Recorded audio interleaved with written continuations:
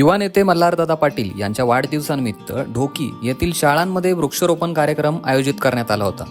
या वृक्षारोपणाच्या कार्यक्रम प्रसंगी मेघदादा पाटील व ढोकी येथील युवक तसेच शाळेतील संस्थेचे सर्व शिक्षक, मुख्याध्यापक आणि इतर कर्मचारी उपस्थित होते। लहान मुलांनी यावेळी आनंदाने वृक्षारोपण केले।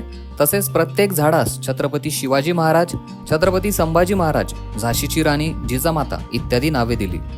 ही सर्व झाडे आम्ही काळजीपूर्वक वाढू अशी ग्वाही यावेळी विद्यार्थ्यांनी दिली। यावेळी यशस्वी विद्यार्थ्यांचा मेघदादा पाटील यांच्या हस्ते सत्कार देखील करण्यात आला।